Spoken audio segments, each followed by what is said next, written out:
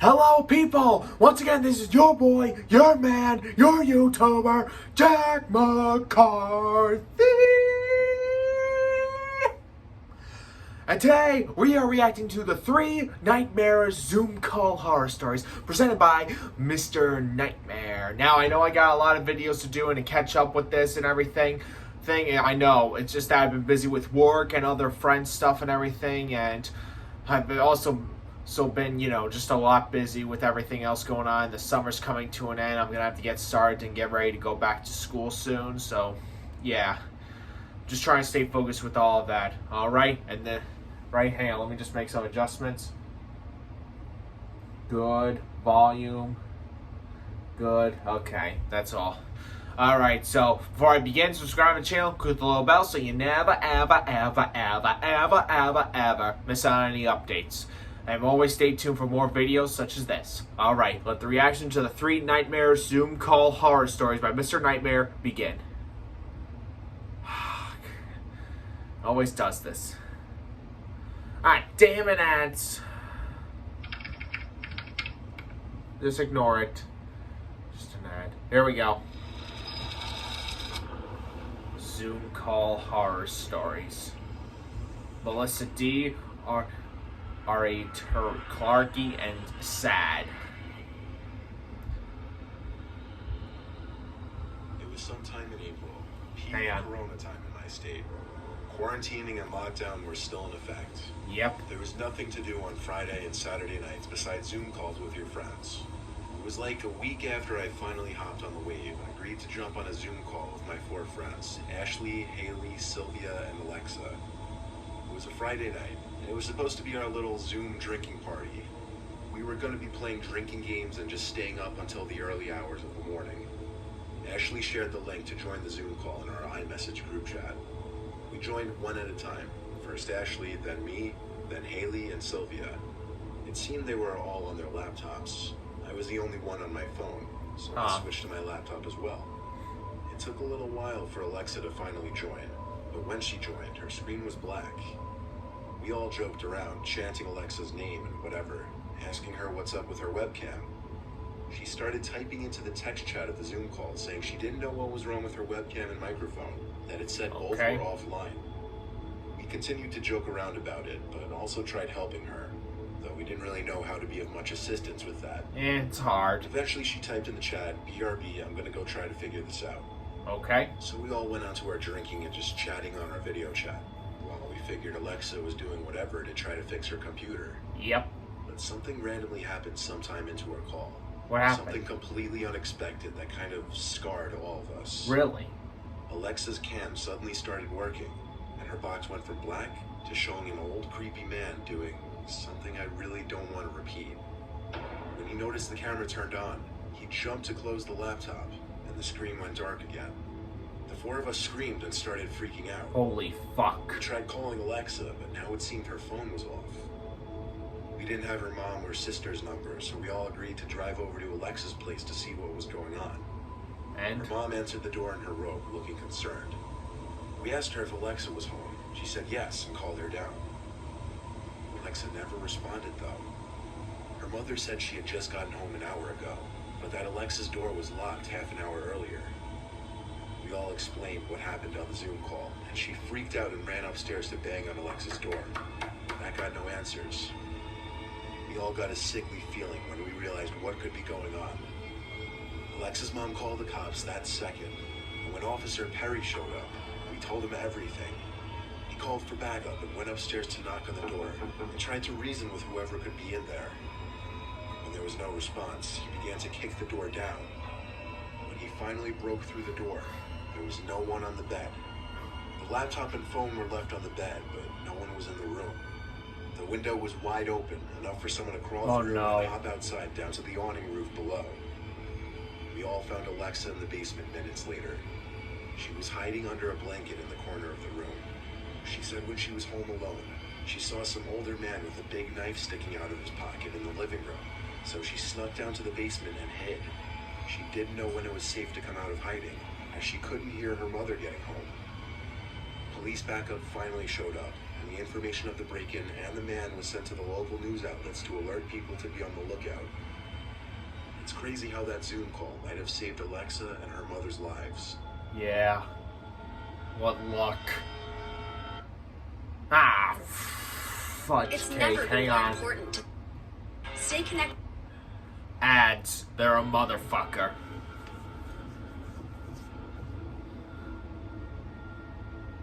A few weeks ago, my friends and I decided to hold a Zoom reunion, as we had not seen each other for quite some time. Yeah. All of us finally had the time to chat since there was a lockdown in our country. We're all college students, and most of us had lost contact with each other. So we decided to post on our social media that we would be holding a Zoom reunion, which was open to all the alumni of our old school. We got responses from many people, and we even accepted people we didn't know as long as they knew our mutual friends.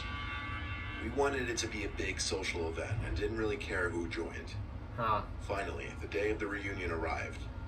I scheduled a meeting and posted it on my Instagram story because there were too many people to individually text, which I now realize was a big mistake because I had basically given everyone access to join the Zoom call. Yep, big The mistake. Zoom meeting began normally, with all of us excited to meet our old friends. We made some new friends through our mutual friends, and we were having a grand time. When someone called Sat_N_20 unmuted their mic and started making groaning sounds. We had a friend named Anne, so we thought it was just her pranking us. We texted her to stop because it was getting annoying.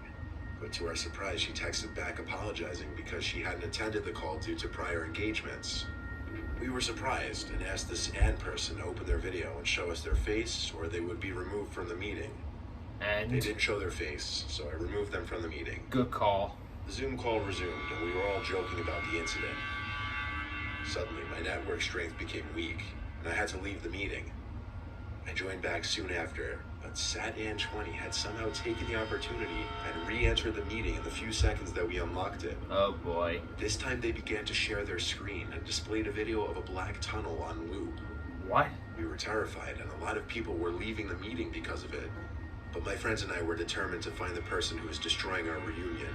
Yeah, good We call. constantly tried to remove them from the meeting. But the second my friend's network connection weakened, somehow the SatAn20 person became the host. There was nothing we could do now. Yeah. The account was still playing the video on loop and chanting something in a strange language. We could have left the meeting, but really wanted to know who was disrupting it. Yeah, good call. Suddenly the video stopped, and SatAn20 started talking in a distorted voice about how my brother Rav had completed the ritual and attained salvation, and we could take their What help the and do the fuck? same too. Here's the thing. I had a twin brother who died before birth. My parents had wanted to name him Rav. They told me when I was very young about his prenatal death and begged me to never talk about him. Holy shit. Only my grandparents and parents knew about him, as the subject was too painful to disclose to others. I had always wanted a twin. Blaming myself for his death, I never told anyone about him. Soon after, we had moved to a new city. Yeah. I was certain that the only people who knew about my brother in the city were my parents. Oh boy. I had not told even my best friends about him. I had no idea how this SatAn20 person knew about him. They truly had no way of knowing that I knew about. Huh. With shaking hands, and now without a doubt convinced that this was a supernatural occurrence, Yep. I wordlessly exited the meeting. I do not know what happened afterwards. I didn't respond to my friends' texts and have since not talked to them. To this day, I know this is an experience I will not soon forget. Yeah, I would never forget this if this happened to me.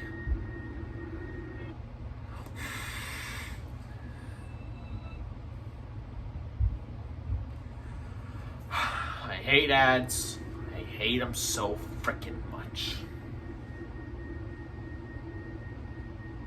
In April of this year, my school had made a virtual classroom thing where we would do all of our assignments online on websites like Google Classroom and whatnot. They Yeah. also told us about a new tool called Zoom, where students and teachers can all have a virtual meeting to talk about schoolwork and stuff. Well, one day in May, after I finished my assignments, my dad went out on a night shift at his job. So it was only my mom and I. My mom was asleep. I called my friends, and we all agreed to try a Zoom call out with each other to catch up on how everyone has been. And it also eventually ended with us playing some console games like Call of Duty. Yeah, Call At of one Duty. point, around 10 p.m., we We were playing Modern Warfare, and all of a sudden, one of my friends, who I'll call Jack for privacy reasons, suddenly told me that he saw a very sudden blurred movement behind me in my room. But he wasn't sure because my lights were off, and the only light was from the TV in my room. I have a somewhat small room with only my bed, a drawer next to my bed, a closet in the left corner of the room, and my TV in the front. That's when I noticed that my pillow was on the floor. I went over to pick it up, and I just dismissed it, thinking it accidentally fell or something. So I just went back to play with my friends. About 10 minutes passed by, and Jack once again says he swears he sees movement behind me in my room. When I turned around, I saw that the pillow had fallen again in the exact same spot. Oh no. This time I became anxious because I knew 100% I put the pillow in a place that it couldn't possibly fall without someone or something moving it. I bend down slowly to pick it up, and then I hear Jack scream. I put the pillow on the bed and rush over to my laptop sitting on my chair to ask him what was wrong. All he said was to look under my bed, and I saw it. I saw two glowing eyes which were lit up by the TV screen. Holy fuck. Once the person realized that I saw them, they immediately jumped out and tried to grab me. I instinctively swung my arm at their head, and I hit him right in the nose. Ooh, He looked to be at nice. least 45 and had long, dry, straight hair that looked like it hadn't been cut or washed in at least a year. Ooh, yeah. He had a scratchy-looking beard and was a very skinny but tall guy. He looked to be about 6'3". He fell onto my bed and I could see his nose was bleeding, so I took my chance and ran to my mom's room and locked the door. I could hear his footsteps stomping through the house coming towards the room, so no. I immediately told my mom to call the police despite her groggily shouting at me to tell her what was happening. She called the cops, and by then I could hear his footsteps as he was going from room to room to find where I went. When he came to the room we were in, he tried the handle, and when he saw it was locked, he knew we were in the room. Oh no. But he didn't bang on the door like I thought he would. What? Instead, I heard a small chuckle, and then I looked under the little crack under the door, and I could see his feet standing there. As soon as I looked under, he looked through the crack as well, and I could see his bloodshot eye. I also saw a couple drops of blood on the floor, and then on the other side of the door, I heard "You'll pay for that" in a psychotic, high-pitched, childish voice. When I backed away, he screamed like a madman and started banging on the door over and over. I started covering my ears, trying to shut the sound out, and I could see my mom crying. Just then, we hear the sirens outside, but the man doesn't stop banging and shouting. The police knock on the door, and when they hear the man, they immediately knock the door down and come in, literally like something from a movie. I heard the man stop, and I thought the police already got him. When I opened the door, I saw the man facing the two officers, looking like he was going to attack them. When he stepped towards them, one of them shot a taser at him, and he immediately fell and started shaking violently. They cuffed him and took him out to the car, and a third officer came to question me and my mom. I told him the whole story, and then the three officers started searching for the place of breaking and entering, and it turned out that he had broken in through the window in my dad's office room, and they found a small axe and drill under my bed in my room. Oh man. We later found out this man wasn't documented, and no one knew who he was, and he didn't appear to have any family. He was sent to a mental institution, Oh, but boy. that's not the worst part. What? The police later tried to find out where the man originally lived, and all the man told them was that he lived in the woods near my home. When the police Holy went searching fuck. for his home for any evidence, they found a small secluded area in the woods with a small wooden shack. When they went in, they told us that they found multiple weapons, bags of old food, and worst of all, 2 pictures of me, one of me asleep, which was taken from inside the house outside my bedroom door, Holy and one shit. of me eating dinner from outside the window. I hope nothing like this ever happens to anyone, and I hope no one else has to add another bad memory to the long list from this terrible year. Holy shit. Yeah, me too. God, that was really scary. I'm pretty sure the last one was even scarier. Yeah, I think it went kind of in the right, or I think the first story should have been like the second one, because the second one wasn't as scary as the first one. It should have been like the second, the first, and the third. But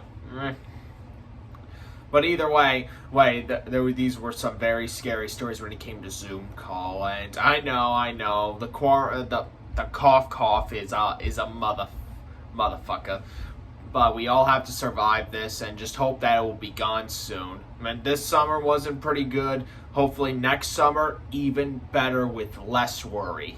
Alright, I hope you guys like this video. Like it so you can watch it over and over and over again. Again, click the subscribe button and the little bell so you never, ever, ever, ever, ever miss out any updates. And always stay tuned for more videos such as this. Jack McCarthy, signing off. Bye.